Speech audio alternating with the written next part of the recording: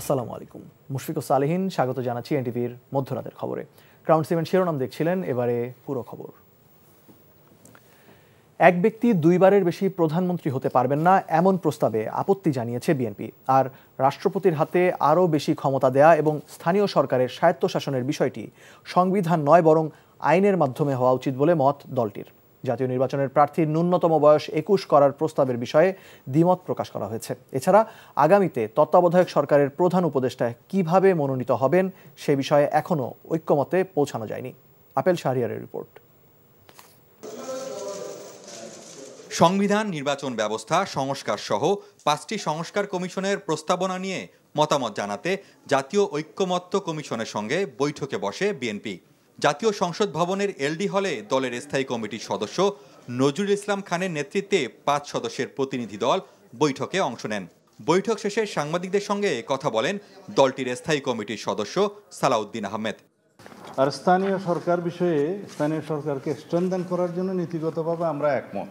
এখানে যে সমস্ত প্রস্তাব এসছে স্থানীয় সরকারকে স্বায়ত্তশাসন, শক্তিশালী ও আর্থিক স্বাধীনতা ইত্যাদি নিশ্চিত করানোর বিষয়ে যেটা সংবিধানে উল্লেখ করার জন্য তাদের প্রস্তাব, আমরা বলেছি এগুলো আইনের মাধ্যমে করাটা সমীচীন হবে, তবে আমরা নীতিগতভাবে একমত। এখন প্রধান উপদেষ্টা কিভাবে, কোন ক্যাটাগরি থেকে কিভাবে আসবেন সেই পদ্ধতিগত বিষয়ে আমরা পুরোপুরি একমত হতে পারিনি।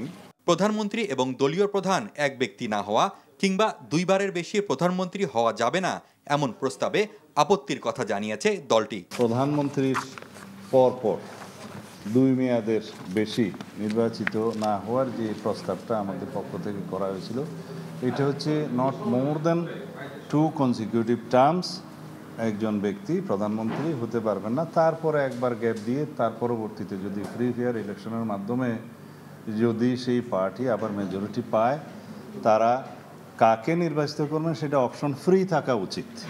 সেই বিষয়ে আমরা মোটামুটি আমাদের বক্তব্য দিয়েছি। স্বচ্ছতা ও আন্তরিকতার সাথে বিএনপি সংস্কার কমিশনকে সহযোগিতা করছে বলেও জানান তিনি। আগামী মঙ্গলবার আবারও কমিশনের সঙ্গে বসবে দলটি। Apple Shahriar, NTV news, Dhaka. সংস্কার ইস্যুতে আলোচনার মাধ্যমে গ্রহণযোগ্য সমাধান বের হয়ে আসবে বলে মন্তব্য করেছেন বিএনপি মহাসচিব মির্জা ফখরুল ইসলাম আলমগীর। অল্প সময়ের মধ্যেই নির্বাচিত সরকার আসবে বলেও আশাবাদ ব্যক্ত করেছেন তিনি। রোববার দলের সদ্য প্রয়াত ভাইস চেয়ারম্যান আব্দুল্লাহ আল নোমানের স্মরণ সভায় এসব বলেন মির্জা ফখরুল। স্মরণ সভায় আব্দুল্লাহ আল নোমানের বর্ণাঢ্য জীবনের ওপর আলোচনা করেন তার দীর্ঘদিনের সহকর্মীরা। প্রাইম বিশ্ববিদ্যালয়ের ছাত্রদল নেতা জাহিদুল ইসলাম পারভেজের হত্যাকাণ্ডের প্রসঙ্গ টেনে বিএনপি মহাসচিব বলেন, যারা দেশের স্থিতিশীলতা নষ্টের চক্রান্ত করছে তারাই এই হত্যাকাণ্ড ঘটিয়েছে। বিএনপির সংগ্রাম এখনো শেষ হয়নি। সংস্কারের বিষয়ে সব পক্ষকে ধৈর্য ধরে অপেক্ষার আহ্বান জানান তিনি।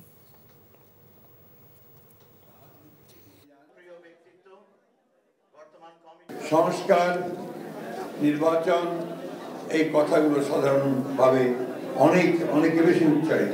রাজনৈতিক দল সকলের দায়িত্ব হবে অত্যন্ত ধৈর্যের সঙ্গে সমস্যাগুলো আলোচনার মাধ্যমে সমাধান করা। আমরা বিশ্বাস করি যে একটা আলোচনার মাধ্যমে একটা সত্যিকার অর্থেই সকলের কাছে গ্রহণযোগ্য একটা সমাধান বেরিয়ে আসবে এবং আমরা খুব অল্প সময়ের মধ্যেই জনগণের প্রতিনিধিত্ব আমরা পাবো। সংস্কার বাস্তবায়ন ও সরকারের সুস্পষ্ট রোডম্যাপ ছাড়া সংসদ নির্বাচনের আনুষ্ঠানিক যাত্রা শুরু না করতে প্রধান নির্বাচন কমিশনারের প্রতি আহ্বান জানিয়েছে জাতীয় নাগরিক পার্টি এনসিপি। রোববার দুপুরে নির্বাচন কমিশন ভবনে সিইসির সাথে এনসিপি প্রতিনিধি দলের বৈঠকে এ আহ্বান জানিয়েছে দলটির নেতারা। বৈঠক শেষে এনসিপির মুখ্য সমন্বয়ক নাসির উদ্দিন পাটোয়ারি বলেন, পুরনো ব্যবস্থায় নির্বাচন হলে আবারও একটি ফ্যাসিবাদী ব্যবস্থার দিকে যাবে দেশ। বৈঠকে গত 3 নির্বাচনে ভোট কারচুপির সঙ্গে জড়িত প্রার্থী ও কর্মকর্তাদের বিচারের আওতায় আনার দাবি জানায় এনসিপি। ঋণখেলাপি ও সন্ত্রাসীদের প্রার্থিতার সুযোগ বন্ধ করে মসজিদের ইমাম ও স্কুল কলেজের শিক্ষকদের সংসদে যাওয়ার পথ উন্মুক্ত করার দাবি জানান পাটোয়ারি। এদিকে এনসিপির আবেদনের প্রেক্ষিতে নতুন রাজনৈতিক দল নিবন্ধনের আবেদনের সময়সীমা আগামী 22 জুন পর্যন্ত বাড়িয়েছে নির্বাচন কমিশন। সংস্কারের প্রত্যেকটি রিপোর্টের পাতা বাই পাতা, ওয়ার্ড বাই ওয়ার্ড এর প্রয়োগের মধ্য দিয়েই আগামীতে একটি ইলেকশনে যেতে হবে। 2022-এর যে নিয়ম নীতি রয়েছে এটা তো সেখানে বিএনপিও বিরোধিতা করেছিল এবং সবগুলো দলে বিরোধিতা করেছিল। এটা ফেসিস্ট সরকার সেই নিয়মগুলো বানিয়েছিল। সেই নিয়মের অধীনে যাতে এই ইলেকশনটা না হয়ে একটা সংস্কার প্রক্রিয়ার মধ্য দিয়ে একটা নতুন বাংলাদেশে নির্বাচন হয় সে বিষয়ে আমরা তাদেরকে কথা বলেছি। জুলাই আগস্ট গণহত্যায় জড়িত অপরাধীদের বিচারের পাশাপাশি দলীয়ভাবে আওয়ামী লীগের বিচার হতে হবে বলে জানিয়েছেন জাতীয় নাগরিক পার্টির আহ্বায়ক নাহিদ ইসলাম। রোববার বিকেলে খেলাফত মজলিস ও জাতীয় নাগরিক পার্টির বৈঠক শেষে এসব কথা বলেন তিনি। রাজনৈতিক দলগুলোর মধ্যে মতপার্থক্য থাকলেও ফ্যাসিবাদী আওয়ামী লীগ যেন ক্ষমতায় আসীন হতে না পারে সে বিষয়ে সব রাজনৈতিক দল ঐক্যবদ্ধ রয়েছে বলে জানান নাহিদ ইসলাম। এ সময় খেলাফত মজলিসের মহাসচিব আহমেদ আব্দুল কাদের বলেন, বিচার শেষ না হওয়া পর্যন্ত আওয়ামী লীগের নিবন্ধন স্থগিত করতে হবে। এছাড়া জুলাইয়ের শহীদদের সাংবিধানিক স্বীকৃতির দাবি জানিয়েছে এনসিপি ও খেলাফতে মজলিস।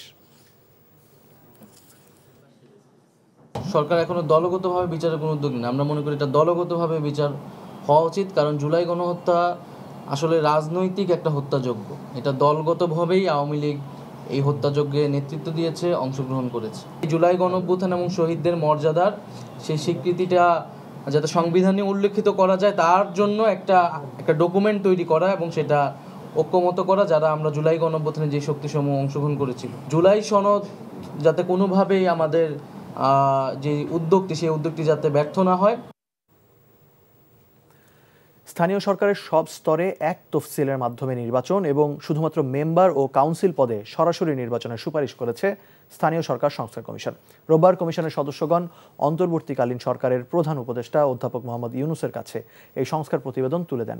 প্রায় 500 পৃষ্ঠার এই প্রতিবেদনে পুরো স্থানীয় সরকার ব্যবস্থাকে নতুনভাবে ঢেলে সাজানোর কথা বলা হয়েছে বলে জানিয়েছেন কমিশন প্রধান অধ্যাপক তোফায়েল আহমেদ।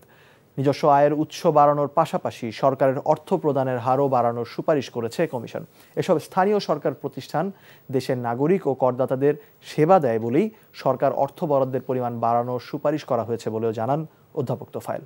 পর্যায়ক্রমে প্রতিটি ওয়ার্ডে সংরক্ষিত নারী মেম্বার ও কাউন্সিলরদের নির্বাচন করার কথাও বলা হয়েছে এই প্রতিবেদনে।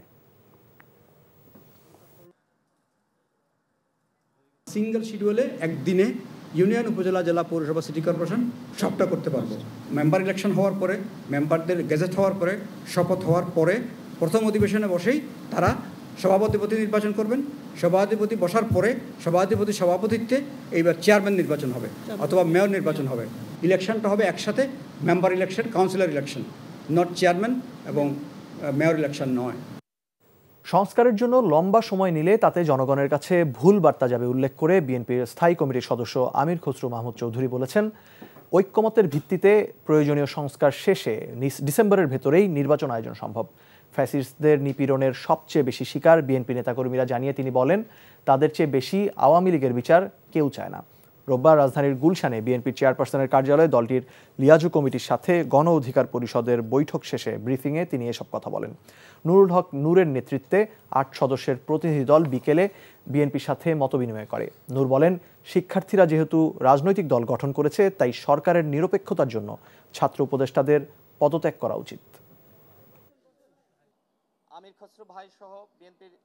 আমরা সংস্কারের ঐক্যমত নির্ধারণ করে জাতীয় সনদ সই করে ডিসেম্বরের আগে নির্বাচনে যাওয়ার যথেষ্ট সুযোগ রাখা আছে, করা সম্ভব।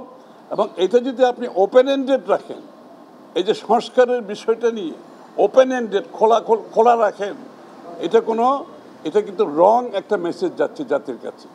আগামী দিনে বিএনপি ধর্ম বর্ণ নির্বিশেষে ইনক্লুসিভ ও রেইনবো নেশন গড়ে তুলতে দৃঢ় প্রতিজ্ঞ বলে জানিয়েছেন দলের যুগ্ম মহাসচিব সৈয়দ এমরান সালেহ প্রিন্স। রোববার সকালে ময়মনসিংহের ধোবাউড়া ও হালুয়াঘাটে খ্রিস্টান সম্প্রদায়ের ইস্টার সানডে অনুষ্ঠানে যোগ দিয়ে তিনি এসব কথা বলেন। বিএনপি ধর্মবান্ধব দল জানিয়ে তিনি বিএনপির ওপর সকলকে আস্থা রাখার আহ্বান জানান। বলেন, সকলের আস্থা ও সমর্থনের প্রতিদান তারেক রহমান ও বিএনপি 31 দফা বাস্তবায়ন করে সাম্য, মানবিক ও বৈষম্যহীন রাষ্ট্র গঠনের মাধ্যমে দেবে। এই ছিল মধ্যরাতের খবরে। এই খবরের ভিডিও সহ আপডেট জানতে ভিজিট করুন এনটিভি অনলাইন www.ntvbd.com। এছাড়াও এনটিভির জনপ্রিয় সব অনুষ্ঠান ও খবরের আপডেট জানতে ভিজিট করুন আমাদের ইউটিউব ও ভেরিফাইড ফেসবুক পেজ। সকাল 7:30টায় সকালের খবর দেখার আমন্ত্রণ রইল। ধন্যবাদ সবাইকে।